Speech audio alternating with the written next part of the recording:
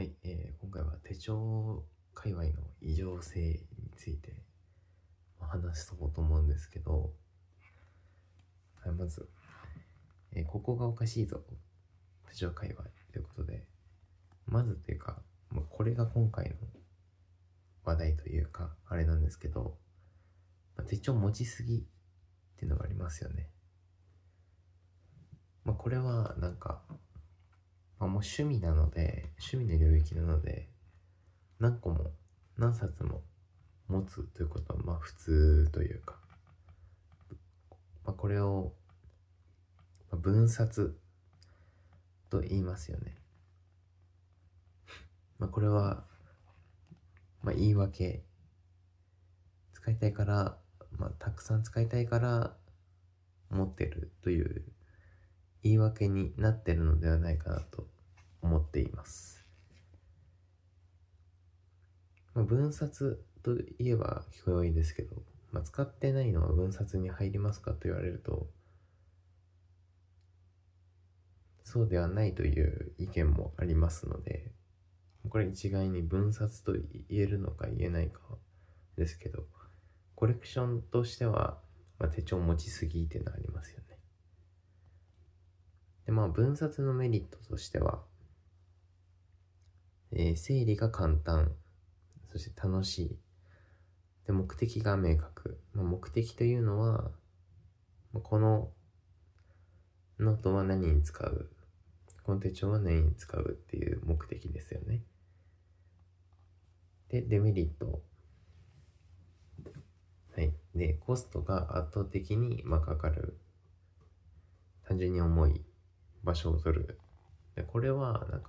コストっていうのは、金額的な、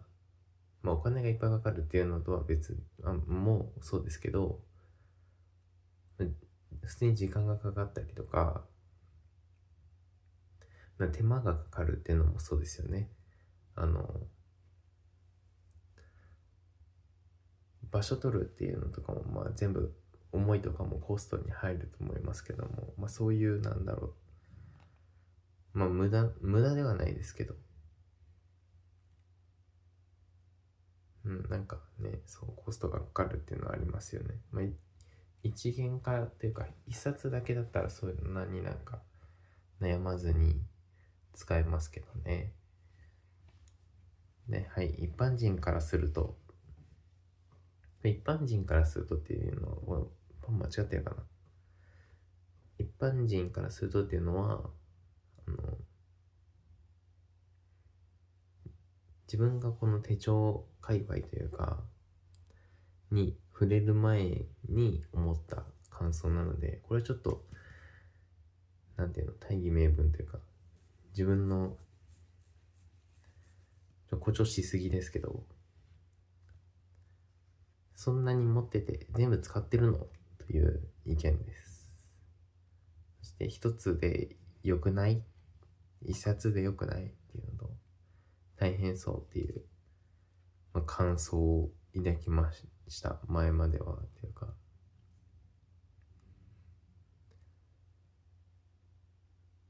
はい。で、手帳が目的にっていう、手段が目的に、もうこの手帳って間違えちゃってる時点でもうこっち側の人間なのかもしれない。これは悪いことでは決してないと思っています。それは趣味に入るから、この現象は正常ということですね。この、手帳界隈であれば、手帳が手段じゃなくて目的になってる場合っていうのは結構あると思うんですよ。手帳書くよりかは手帳買うとか、持つことの所有欲というか、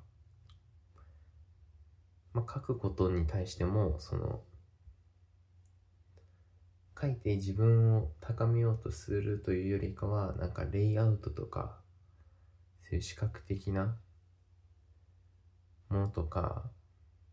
書いてる自分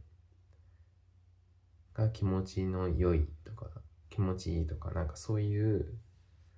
目的になっているっていうのはありますよね。でもこれはなんか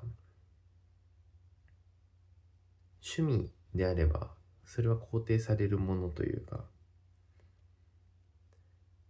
良い事務的なものでないということで、なんかこの現象は正常であり悪いことではないということがあります。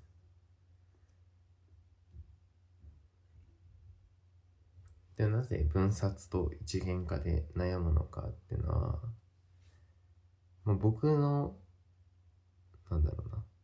感想というか意見ですけど、道具の域っていうのがありますね。道具というのはなんか使ってあげることが、最も良いと思っています、自分は。コレクションとかもありますけども、自分この手帳界隈の前というか、結構なんか文房具界隈にいたわけですよ。文房具界隈っていうのはなんかまとめると筆記具ですよね。文房具の中でも、筆記具を主に、集めてる、使われてる、コレクションしてる人たちのことを世間ではというか界隈では文房具界隈と言っていましたが、その時にもやっぱりね2つに割れるんですよ。2つというかコレクション割れるというか、そういう意見なんていうの、そこでね話し合いがねあるんですよね。道具としてガシガシ使ってあげる人、もしくはコレクションでも趣味だからコレクションとして楽しみたいみたいな、なんかそういう対決じゃないですけど話し合いが行われるんですけど、自分はどちらかというとなんか使ってあげることが最も良いと思っているので、道具としては。でもここで、一旦分冊と一元化というか分冊の後ろめたさみたいなので悩んでいる方もいるのではないかなという予想ですけど、そういうのを思っています。これが手帳界隈の異常性というか、異常性ってなんか書いてますけど、正常性でもありますよね、これはね。自分はねこういう界隈好きなので、